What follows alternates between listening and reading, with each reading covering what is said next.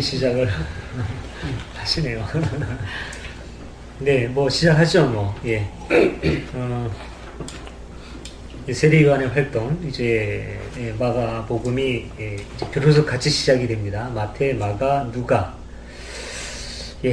서로 이렇게 대조해 가면서 각자 좀 느낀 점이 있으실 텐데 느낀 점 나누시고 궁금한 거 있으면 또 내놓고 같이 뜻을 생각해보고 그렇게 하겠습니다. 자유롭게 말씀하시죠. 세례기원이 언제부터예요? 네? 세례기원. 세례의 기원이라 성경에 나오는 거 아니고 네네. 분명히 이게 성경에 나오는 건 세례가 최초가 아닐 거고 어떤 다른 종교나 아니면 어떤 거에서 이렇게 또 차용을 했을 법한데 좀 나왔었잖아요. 어디야? 거기도 세례를 준다고. 어디야? 미테라교? 네. 이집트에서 그때도 세례는 있었다고 나오고. 아니 네. 그 할례도 있었어요, 이집트에. 네. 할례도 거기서부터 나온 거예요, 이집트에. 그 네. 할례 시키는 거. 그게 하나님, 저도 처음에는 하나님과 그 이스라엘 백성과의 언약의 징표인 줄 알았는데 그게 아니더라고요. 미트라스? 미트라교. 미트라교. 또 예전에 이집트에서 섬기던 그런 이집트에 종교가 많이 있었잖아요. 그 중에 하나? 이름이 기억 안 나는데 거기서도 세례가 할례도 있었어요. 다 그런 그 짬뽕이들 알고 나니까 그런 게 있더라고요. 종교 전시장이네. 그러면 어떻게 보면 이집트가 이집트는 그 당시 신이 많았으니까. 그러니까 근동 지방 전체의 문화죠. 그러니까 그거를 꼭 이렇게 뭐 짬뽕이다 누가 누굴 뵙겠다 이렇게 보는 개념보다는 지역이 가까우니까 공통의 문화예요. 예, 그게 고대 근동 지역의 문화죠. 그리고 고대 근동 문화에서 기독교도 태어나는 거고 유대교도 태어나는 거고. 예, 그 근원이 아주 시작된 근원을 따지면은 대개는 두 개의 뿌리가 있죠. 이집트하고 메소포타미아. 네. 그 지역이 아주 오래된 그런 지역이죠. 예, 그렇게 시작이 되는 거고. 예, 그 이제 자연스럽게 그 근동에는 서로 영향을 주고받을 수밖에 없는 거죠. 예, 그런 가운데 이제 종교가 이제 좀 특색화되는 거고. 그 중에서 가장 뚜렷하게 구체화된 게 이제 오늘날까지 구체화된 게 이제 히브리 유일신 종교인 거고. 예, 그건 그냥 종교적으로 보면 당연한 거예요. 너무 당연한 거죠. 한국과 중국과 일본이 서로 공통의 문화를 갖고 있는 거예요. 같이 젓가락을 쓴다든가 너무나 당연한 거죠. 우리만 젓가락을 쓸 이유가 없고 중국도 젓가락 쓰고 일본도 젓가락 쓰고 아까 젓가락 얘기 나왔습니다. 너무 당연한 거죠. 우리는 전통적으로 젓가락을 쓴 젓가락의 민족이다. 그런데 알고 보니까 중국이 뭐 먼저 했었네. 이거 뭐 어떻게 된 거야? 속된 말로 뭐 쪽팔리네. 뭐 우리 이렇게 생각할 필요가 전혀 없는 거예요. 이건 너무나 당연한 그런 거죠. 부활 신앙도 마찬가지고. 제사 지내는 것도 있다고만. 전번에 며칠 전에 올라온 동영상에 무슨 종교였어요? 거기에 신인님이 갖다 놓은 거. 거기 제사 지내는 게 우리하고 음식 넣는 것도 홍동백서 이런 식으로 딱 이렇게 하더구나. 무슨 다른 조라스트교. 조라스트교? 예. 그런가요? 똑같더라고요. 저기 SBS 신에게 거기서 사부작으로. 저도 그거 보긴 봤는데. 그러니까 보니까 12사도 이집트 거기 미트라 거기서 12사도 나오고 무리를 걷고 완전히 똑같은데 그건 사실인가요? 이게? 그러니까 그 사건이 사실이냐가 아니라 그런 기록들, 그런 문화가 그 종교에 있었던 게 사실이냐? 그럼 사실이죠. 예, 부활신앙도 저기 그 기독교나 유대교에 독특한 게 아니에요. 배워온 거죠. 그러니까 막 비슷한 점이 너무 많다고. 네. 이게 걔가 이제 그걸 봤는데 다운받아가지고 계속 나오는 게 그냥 툭툭툭툭 자막 올라가듯이. 그래서 애랑 저랑 이제 같이 봤는데 애가 이제 그거보다 이제 입을 쫙 벌리면서 초등학교 5학년 딸이 작년에 그때부터 이제 애 말로는 자기 말로는 이제 안 믿는다고 그런 얘기를 하더라고요. 엄마는 아닌데 엄마가 이제 표정이 심각해지면서 그 며칠 전에 유선 변호사하고 얘기 좀 해봤으면 좋겠다고 그런 얘기를 하더라고요. 그래서 오늘 가까운 데 가니까 가려고 하니까 부활절 행사 참여해야 되는데 안 된다고. 유럽 사람들이 우리 보면 중국, 한국 이런 거 다 비슷해요. 예, 생긴 다 것도 비슷한, 예, 생긴 것도 그렇고 문화도 그렇고 말도 비슷하죠. 예. 우리는 한국이라고 그러고 중국은 한국 그렇고 일본은 강국구 그렇고 말도 다 비슷하고요. 한자가 네. 비슷하니까. 네, 그렇죠. 예, 그건 너무나 당연한 근동 지방의 그 종교가 당연한 건 너무나 당연하고 그리고 중국 종교는 안 비슷한가요? 예, 동양 종교 비슷하죠. 네. 도교, 유교, 뭐 불교까지도 비슷한 면이 있어요. 다 우선은 섞여가지고. 그 인격신이 아니라고 하는 어떤 궁극적인 원리라든가 이쪽을 생각하는 거는 그렇잖아요. 예, 근데 힌두교를 가보면은 양쪽의 것이 같이 또 있어요. 그 지리적으로도 보면 그래요. 예, 힌두교는 지리적으로도 인격신이죠. 강력한 인격신이 있어요. 삼신이 있죠. 삼신신앙 거기 브라만 있고 쉬바, 비슈누. 삼신이 중요한 삼신이죠. 근데 그 삼신의 근저의 궁극적인 존재는 인격신이 아니에요. 예, 브라흐마죠. 브라흐만. 이거는 인격의 근저에 있는 어떤 궁극 실제, 인격을 넘어서 있는 존재인 거고, 이 그 삼신은 그 궁극 존재에 의해서 창조된 그런 신의 위치인 거죠. 근데 재밌는 거 보면은, 이제 재밌는 일은 중세 그 신비주의자 중에 마이스터 에카르트, 우리가 내년도에 공부할 예정인데, 마이스터 에카르는 삼위일체를 돌파해 들어가면 존재가 부서지고 신을 지성으로 인식을 해요. 그래서 신은 존재라기보다는 지성이다. 그러니까 어떤 개별 인격체로서의 어떤 그 삼위일체 신관을 뚫고 넘어가서 어떤 근본 그 원리, 법칙 이런 걸로 보는 거죠. 그러니까 신은 존재라기보다는 지성이라는 얘기가 나오는 거예요. 이게 중세 그리스도교에서부터 이런 사상이 나와요. 그 전에부터 있었는지 모르죠. 근데 이제 기록이 없다든가 아니면 뭐 교황청에서 정리를 했다든가 그래서 우리에게 전해지지 않는지 몰라도 마이스터 에카르트에 가면은 그런 신앙이 드러나죠. 스콜라 철학에도 가면은 스콜라 신학에도 그쪽으로 접근을 해요. 근데 이제 조직 속에 있으니까 그쪽이 잘 안 알려져서 그렇지. 그럼 불교도 다 일맥상통하는 거 아니에요, 그러면? 깊이 들어가면은 네. 깊이 들어가면 다 통해요. 네. 이슬람교는 어디가 어느 종교든 간에, 그러니까 영성으로 추구에 들어가면은 그런 교리들이 다 깨져요. 다 맞네. 이슬람교, 힌두교, 뭐 기독교, 불교도 마찬가지고. 그러니까 기리성 박사님 같은 분은 기독교와 불교의 공통점을 찾는 작업을 해요.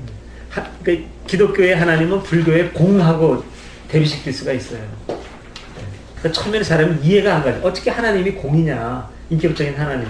그런데 궁극 존재라고 하는 점, 인격신이라든가 이런 전제를 넘어서서 궁극 실제로서 현상의 모든 실체적인 것을 넘는 근저에 있는 존재로 봤을 때는 공하고 만나는 거죠. 이게. 그때 이해가 가십니까? 무소부지하고 뭐. 무소부지하고 뭐 그렇게 이름이 없다. 네, 설명을 하는 건데, 네. 그 없이 계신이라는 말도 네. 쓰잖아요. 없이 계신이. 우리 네. 유영모 선생님은 그걸 발견을 하는 거죠. 신이 있냐 없냐. 있는 듯 없고 없는 듯 있는 이. 형체로 우리가 따져볼 수 없잖아요. 성경에도 그런 얘기 나오죠. 요한복음인가? 마치 바람과 같아서 눈에 보이지도 않고 형체를 만질 수도 없지만 그분은 계시는 거죠. 그러니까 요한복음만 하더라도 벌써 이 그리스 철학에 능통한 거예요. 로고스라고 하는 어떤 구주의 근본 이치. 전에도 말씀을 드렸지만 그 어떤 뭐 인격신이라든가 눈에 보이는 뭐 이런 개별 존재 이 차원이 아닌 거죠. 그걸 넘어서 있는 어떤 궁극자 이렇게 보니까 너무 처음부터 어렵게 가는 것 같아요. 어렵지 않습니다. 최초의 말씀이 계십니다. 네, 말씀 계신 태초에 로고스가 계시니라. 네, 그런 거죠. 최초에 도가 있었다. 우리 옛날 성경에는 태초에 도가 있었다. 옛날 한자 성경에? 예. 우리 그 옛날 성경에 보면은 태초에 말씀이 계시나고 말씀을 주로 해놔서 1번 해놓고 밑에 1, 혹 도가. 그렇게 번역을 해야 된다는 거죠. 말씀은 도로. 말씀보다 도가 더 가깝다, 원문에? 그렇죠. 그런 의미죠. 예. 네, 도가 더 가깝다. 로고스를 말씀으로 번역을 한 거니까. 한자 만주 성경이 참 좋아하는 거고. 몰라요. 뭐가 잘 안 됩니까? 흐리게 나오네. 네. 그 2000년 전 이 시대에 보면은 이제 종교가 갖는 그때 유대교가 갖는 기존 질서라는 것이 있는데 그 기존 질서를 무너뜨리기 시작한 것이 이제 세례요한이 먼저 하기 시작을 했다고 봐요.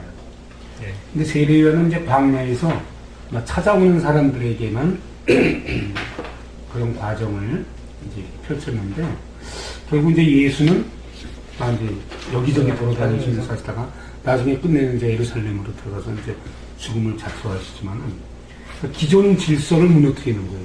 그때나 지금이나 똑같아요. 종교는 이제 만몬의 종교가 됐고 권력화된 종교가 됐다는 얘기죠. 권력이에요. 예를 들어서 뭐 지금 뭐 감리교의 사태 이런 것도 보면은 만몬과 종교 권력에 우리 이렇게 표현될 수가 있는 거죠. 그래서 우리 이제 이 연관에서 얘기한다면 우리 이제 예동교회 같은 것이 지금 기존 질서를 파괴하는 거예요, 사실. 그러니까 이게 사실 엄청난 저는 작업이고 시작이고 좀 그렇게 보는 거죠. 그래서 여기서 우리가 중점적으로 봐야 될 것은 아주 단순한 거거든요. 여기 보면은 이제 누가복음에서 보면은 정말 단순해요. 너 두 개 가지 있으면 옷 하나 줘라. 먹을 거 있으면 너나 먹어라. 그 다음에 그때 그 시대의 뭐 권력자나 지금으로 얘기하면 세금을 걷어들이는 놈한테 정한 대로만 걷어라. 걷지 말라는 게 아니지 않습니까? 네. 또 그때 권력자들에게는 착취하지 마라, 권력을. 그래서 속이지 말고 사실 지금 정치인에게 얘기할 수 있는 자리잖아요. 그러니까 이게 뭐 사실 이게 초등학교 1학년짜리도 알아들을 수 있는 것이 이게 사실 진리예요. 뭘 어떤 철학자가 어떻게 뭐 말을 갖다가 뭐 온갖 영어를 뭐 넣고 이래가지고 그러니까 난 너무 이제 말이 많은 게 싫은 거예요.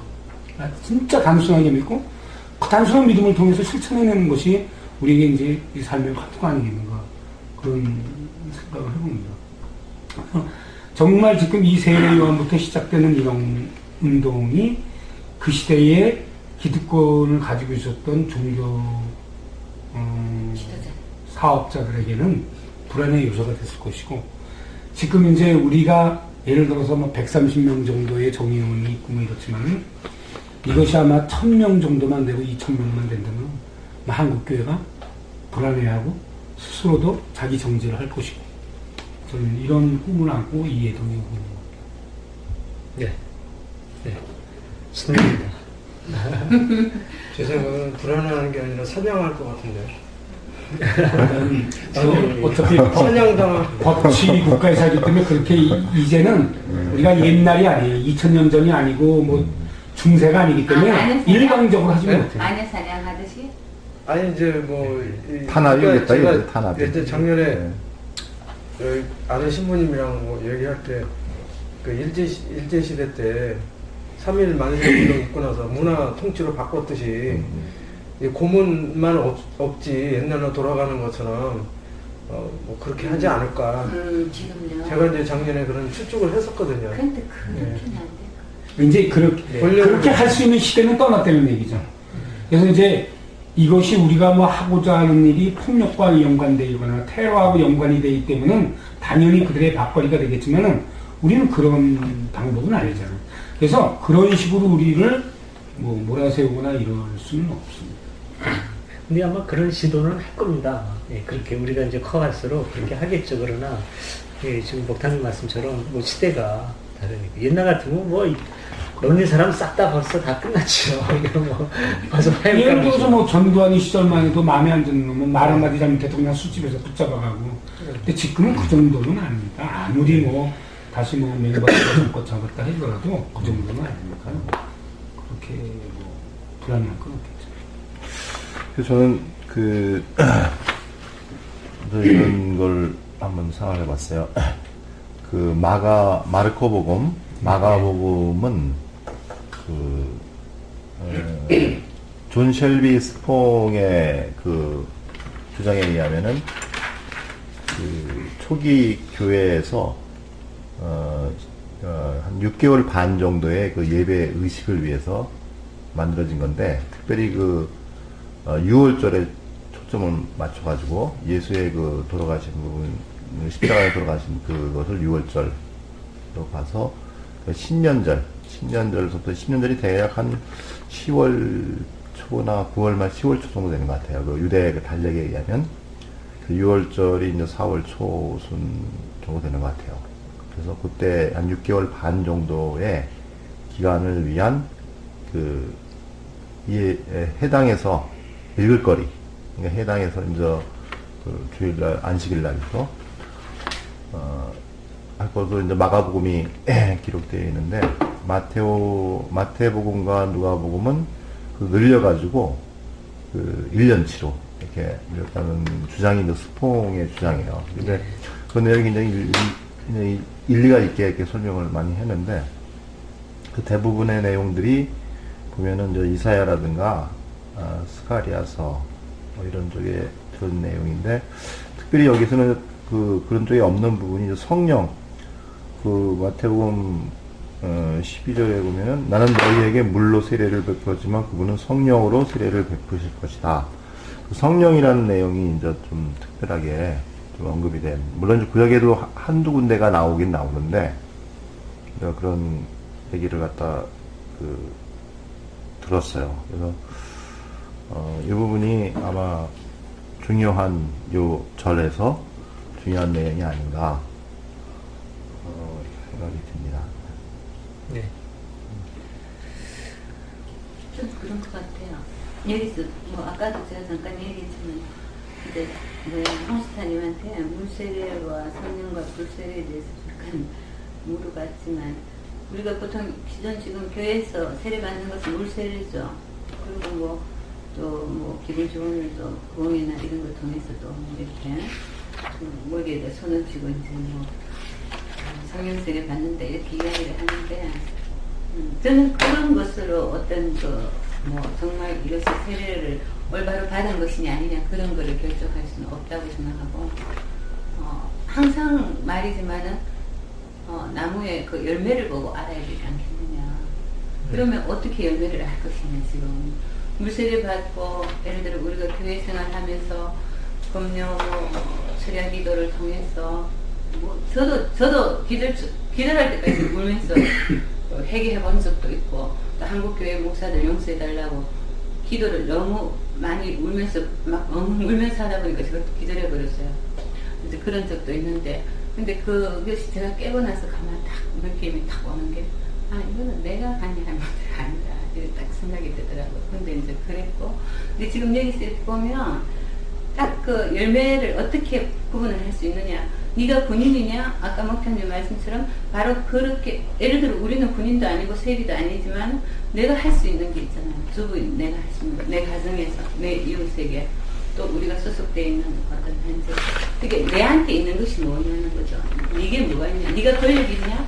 그럼 그 권력을 악용하지 마라. 선하게 사용하라. 이게 물질이 있느냐? 그럼 그 물질 나눠줘라. 이런 거죠. 그것이 결국은 성령과 불로 세례받은 사람이 나타날 수 있는 열매라고 저는 생각하거든요. 세례가 지금 물세례와 성령과 불세례를 분명히 보면 여기서 지금 이렇게 나는 물로 세례 주지만 예수는 성령과 불로 세례 준다. 이걸 세 지금 복음씩 다 들어있거든요. 그런 거 이렇게 생각해 보면 결국은 우리가 어떤 형식적으로 물세례 받는다는 거 이건 형식이죠. 그 다음에는 우리 생활이 변화될 수 있는 회개가 있어야 되지 않느냐. 회개라 하는 게 잘못했습니다. 하나님 제가 이거 잘못했고 이거 잘못했고 이거 잘못했습니다. 딱 그럼 뭐예요? 우리 교회 가면 새벽기도 저도 안 빠지고 했지만 새벽기도 하면 막 엉엉 울면서 하거든 솔직히. 제가 어떤 사람 길에서 저한테 욕하는데 제가 그 사람 미워했거든요. 용서해주세요. 내가 남편 이카는데 막 너 죽었으면 좋겠어 이랬어요. 그래서 용서해주세요. 이렇게 다 그러거든요. 그때 딱 나가면 다시 내 성전 그대로 왔거든요. 성령과 불로 태움을 받아야 돼요. 불이라는 걸 태우잖아요. 태움을 받았을 때 내 행위가 달라졌을 때 그것이 진정한 회개라는 거. 저는 그냥 이것만 여기서 갖고 싶거든요. 그 물 세례를 준다는 건 그냥 형식적으로 형식적인 거지만은 그것은 어떤 의미에서는 어떤 조직에 어떤 필요한 거겠죠, 그죠? 그렇지만 나는 물로 세례 준다. 그렇지만 그것보다 결국 너희가 받아야 할 세례는 성령과 불세례라고 이야기를 하거든요. 조금 그 성령을 네. 좀 이렇게 단순화하면서 극명하게 표현할 수 있는 성령. 그리고 이제 여기 성령에 의해서 불로 세례하는데 그 성령과 불을 어떻게 해석해야 좋을 것 같습니까? 영성. 물과 불과 성령과 지금까지. 우선 이제 세례가 아까 이제 말씀하셨는데 언제 시작되어 있느냐, 그러니까 유대교나 기독교 전통에서 언제 시작되느냐라고 하는 게 이제 문제가 될 텐데, 구약에서 물로 세례를 드렸다라고 하는 흔적은 거의 없는 것 같아요. 근데 이제 그 성경에서 나오는 세례는 세례 요한에 의해서 시작되는 것 같습니다. 그 이전에 어떤 세례나 이런 것들은 거의 안 나오는 것 그 같아요. 나만 장군 그거는 누구예요? 전혀 상관이 문둥병 그거를 걸렸어. 예. 시즌 거야? 그거를 그걸 연관을 어떤 짓는다는 건 아니고. 예, 그 이제 세례로 보기는 어렵죠. 세례는 그러니까 아니고. 그걸 어떤 신는다는. 예, 어떤 그 시스의 의미로서 연결은 지을 수 있겠지만 예식으로서의 세례라고 보기는 좀 어렵고. 예, 그러나 이제 물이라고 하는 게 어떤 씻김을 의미하는 거니까 네.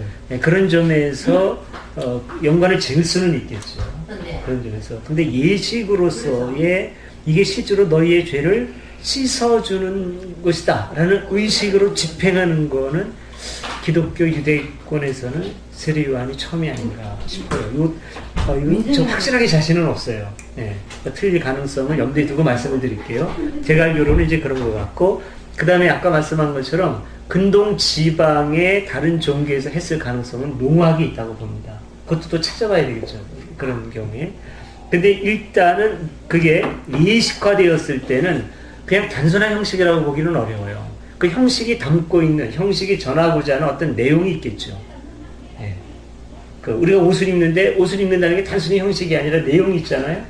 어떤 부끄러움을 가린다는 의미, 그 다음에 어떤 그 건강을 위한다는 의미, 추위로부터 막아준다든가, 이런 실질적인 내용이죠. 이런 내용을 표현하기 때문에 의미가 있는 것처럼 물로 세례를 준다. 이거는 죄를 씻긴다라고 하는 그런 의미고, 당신이 하나님의 앞에 와서 당신의 잘못을 고백해서 하나님께서 씻겨준다라고 하는 것을 알려주는 의미가 있는 거죠. 할례도 그런 점에서는 마찬가지고, 할례라고 하는 것이 그냥 어떤 그 사람의 몸에 흔적을 남기는 그 자체가 문제가 아니라, 이렇게 함으로 말미암아서 당신은 하나님과 관계가 맺어졌다. 하나님과 약속한 거다. 그러니까 당신은 평생 하나님의 뜻을 헤아리고 순종하며 살아야 된다고 하는 약속, 그 내용이 따라오기 때문에 의미가 있는 거죠. 결혼 반지처럼. 이건 단지 뭐 금가락지 한돈 거기서 끝나는 게 아니라 여기에서는 당신과 내가 평생 함께 하겠다는 약속이 담겨 있으니까 중요한 것처럼. 근데 이 반지에서 약속을 잃어버리고 다만 물질적인 가치만 생각해 버린다면은 이건 그야말로 형식 자체가 돼버리고 의미를 상실해버리는 거죠. 그러니까 끊임없이 어떤 그 형식과 율법을 공격하는 이유는 거기에 있는 거고, 의미를 잃어버린 형식은 소용없다 이런 것이지 형식 자체가 소용이 없고 의미가 없다는 뜻은 아니거든요. 그런 점에서 물 세례는 여전히 우리에게 중요한 거고, 여기에서 물과 세례를 등장하는 거는 그 세례 요한이 이렇게 우리에게 형식을 도입해서 우리로 하여금 정결한 삶을 살도록 가르쳐 주셨는데, 아까 말씀하신 것처럼 불과 성령, 불이라고 하는 건 실제로 태워가지고 부정한 걸 없애버리잖아요. 예, 어떤 그런 강력한 어떤 힘을 가지고 있고, 이렇게 해줄 수 있는 실질적인 힘을 불어넣어주는 분은 누구냐? 그분은 예수라고 하면서 세례 요한하고 대비를 시키는 거죠. 예, 어쩌면 그때 당시에 세례 요한이 예수님 못지않게 막강한 그런 이제 말하자면 그 공동체의 우두머리일 수도 있는데, 전에 말씀드린 것처럼 어떻게든지 이 유사한 운동을 하나로 통합시켜야 되겠는데 예수를 중심으로 통합시키려고 하는 거거든요. 지금 이 사람들은. 이게 사도행전에도 보면 계속 나와요. 사도행전에도 갈등으로 나와서 가서 이제 그 예수의 제자들이 가서 당신들은 여기서 뭘 하고 있느냐, 그러면 우리는 세례 요한을 중심으로 해서 그분의 세례를 우리가 여기에서 집행하고 정결한 삶을 추구한다, 이렇게 얘기를 해요. 그러면 이걸 이제 그 사람들을 또 통합하려고 하는 시도. 그렇게 이제 세례 요한의 공동체가 그때 당시에는 강력하게 있었던 것이죠. 그러니까 이분들이 볼 때는 그건 거죠. 세례 요한 맞다, 훌륭하다, 가르쳐줬다, 참된 길을 가르쳐줬다. 근데 그 참된 길을 실제로 살게 하는 보다 더 구체적이고 확실한 힘을 우리에게 주는 분은 예수님이다. 그러니까 예수에게로 오라, 그런 의미로 보는 거죠. 이걸 어떻게 신비하게 생각을 해서 불 하면은 성령을 받아가지고 집에서 막 뜨거워지는 어떤 신비한 현상, 이렇게 생각하면은 엇나가는 거를 보는 겁니다. 저는 그렇게 보는 거예요. 엇나가는 거를 보는 거죠. 그리고 이제 여기서 성령이라고 했을 때 아까 이제 목탄님이 말씀하신 건데, 그 성령이라고 하는 걸 이 사람들이 어떻게 느꼈느냐라고 하는 게 이제 참 중요한 건데요. 오늘날 교리에서는 성령이라고 하는 것은 삼위의 한 위로 구체적으로 우리에게 찾아오는 인격으로 해석을 하죠. 예.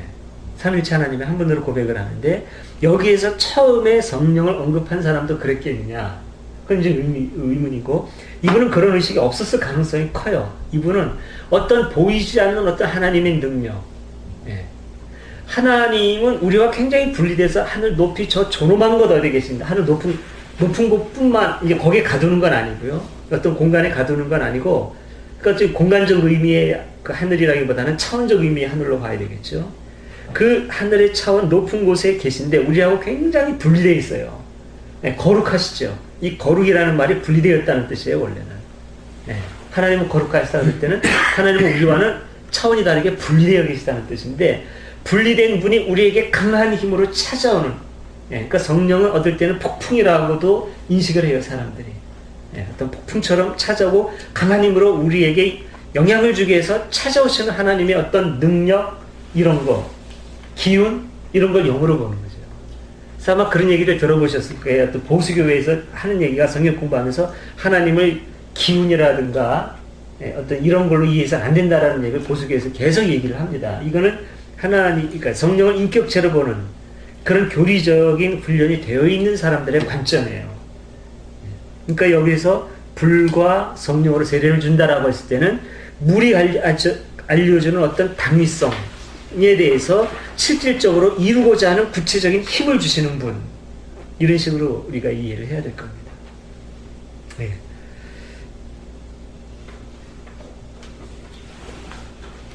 그런 당위성 때문에 이제 세례 요한이 네. 그 예수님보다 먼저 물로 세례를 준 건가요? 그러니까 그런 당위성 때문에, 그러니까 예수님보다 먼저, 예. 그러니까 세례 요한도 예수님을 의식하고, 예.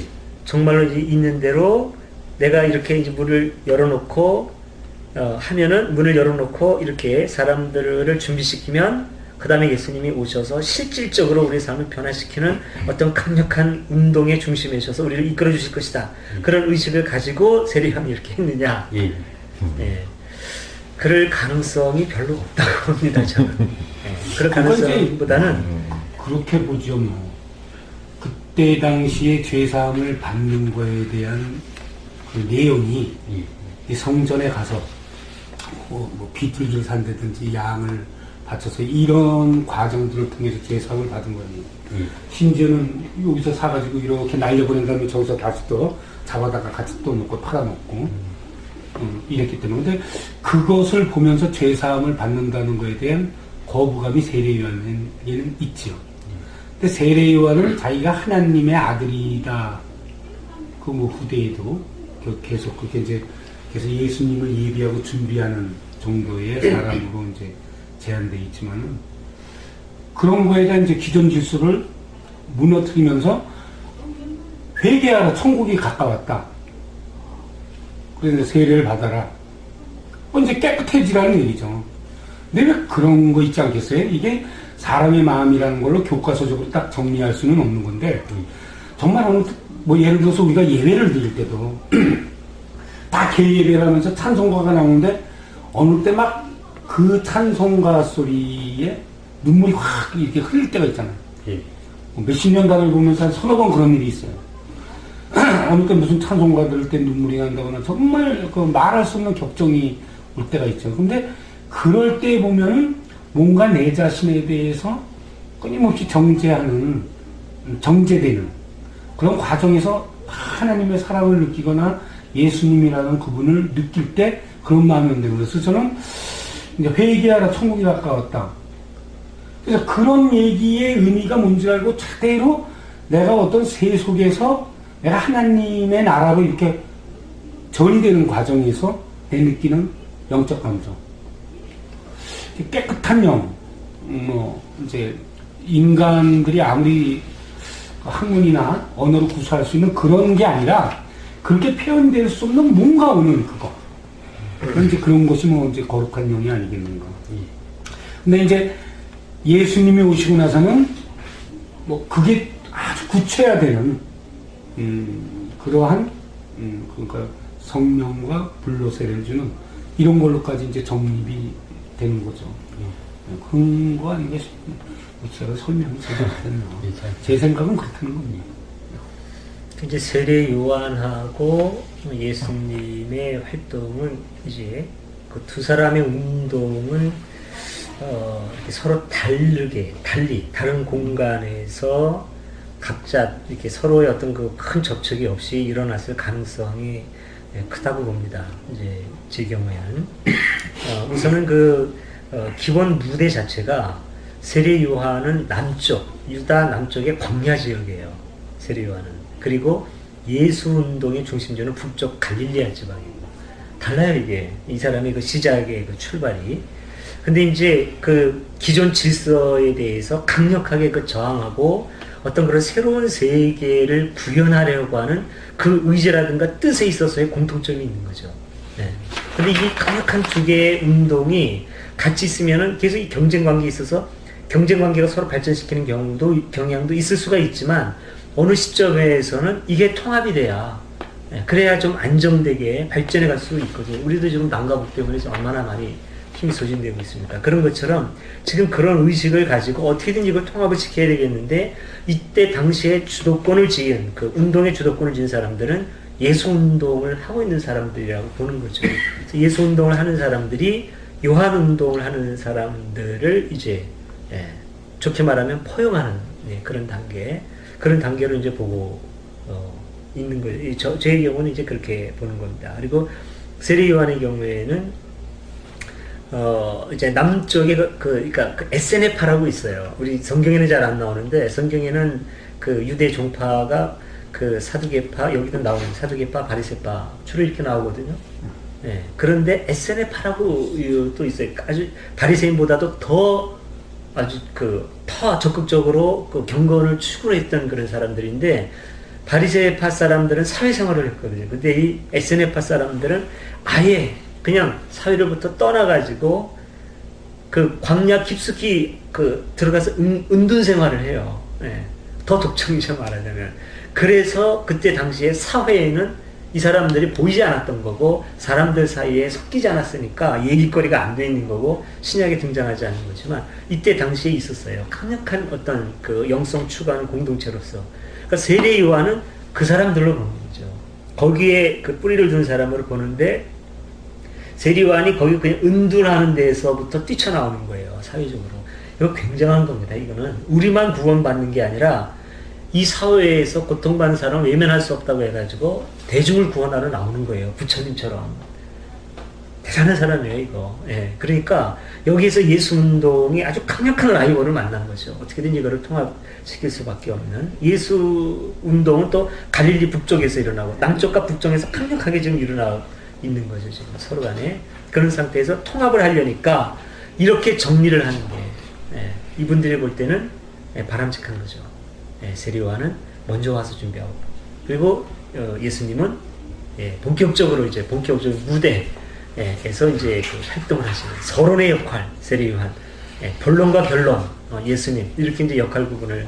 저는 이제 근데 주도권을 잡은 예수 운동을 하는 사람들의 해석이고 그렇게 이제 그런 방향으로 이끌어가려는 것이 이제 복음서에 기록된다고 볼 수 있겠죠. 그렇게 보는 거죠.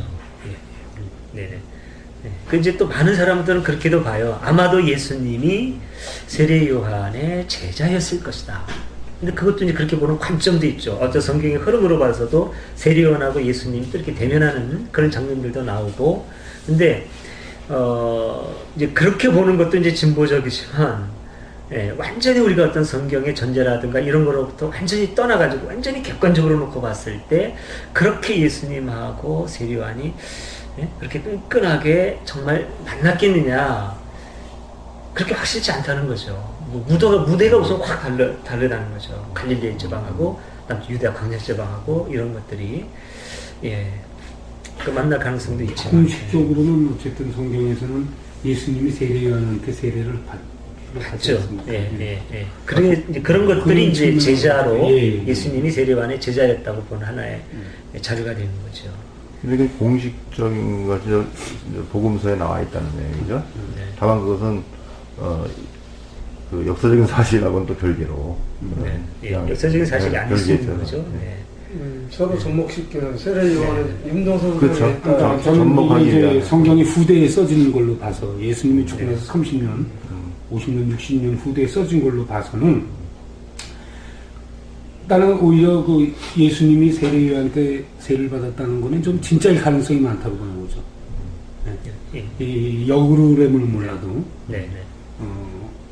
그거는 사실이건 사실인 그대로 해놓고 그렇지만 세례 요한은 그 신 들고 쫓아다니기도 어려운 사람이었다라고 정리가 되면서 예수님이 하나님의 아들이다 라고 되는 과정에서 저는 그 말에 좀 신빙성 있는 쪽으로 좀 청출어라. 있을 수 있죠. 청출어라. 네, 네. 그렇죠. 네. 근데 뭐 제자가 스승을 능가는 얼마든지 할 수 있는 그럼요. 거예요. 네, 그럼요. 네. 그럼요. 그렇죠. 예. 예. 소크라테스보다는 플라톤이 훨씬 더 위대한 인물이고, 소크라테스는 사실 그런 얘기도 해요. 그 별로 대단한 사람 아닌데 그 제자인 플라톤이 내 스승은 위대하다, 그래서 위대한 거다 얘기인데 그럴 수 있죠. 아리스토텔레스하고 그러니까 근데 플라톤은 아리스토텔레스하고보다 격하 못지 않죠. 아리스토텔레스가 플라톤의 제자이지만 둘은 진짜 산맥이죠. 둘은 이제 그리스 철학의 두 산맥이고, 소크라테스는 뭐 너 자신을 알라 그래서 이제 그런 적은 있죠. 이렇게 철학이 바깥으로 향했는데 소크라테스 때부터 비로소 철학의 관점이 내재적으로 이렇게 투영되기 시작했다. 그거는 위대한 점이기는 해요. 그런데 어떤 그 관점을 제시해 줬다는 것 뿐이지, 그 다음에 뭐 했냐, 뭐 이런 얘기가 있기는 있는데, 아무튼 그건 그렇고.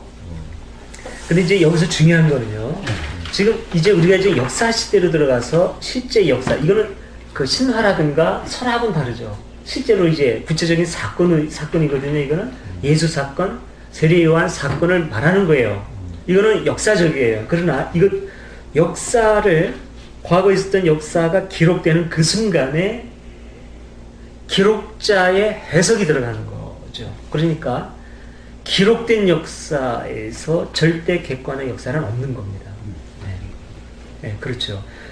뭐 임진왜란 있었죠. 역사적인 사건들이 있었어요. 그런데 기록된 걸 보고 임진왜란은 이랬네. 근데 한국 사람이 보는 임진왜란, 일본 사람이 보는 임진왜란 완전히 다를 수 있는 거죠. 이거 관점에 따라서. 그러니까 이 기록자도 그런 거예요. 이런 요 세 사람이야 비슷하죠. 마테마가 누가 같은 편이니까. 어떤 사람은 조일전쟁이라고 하더라고요.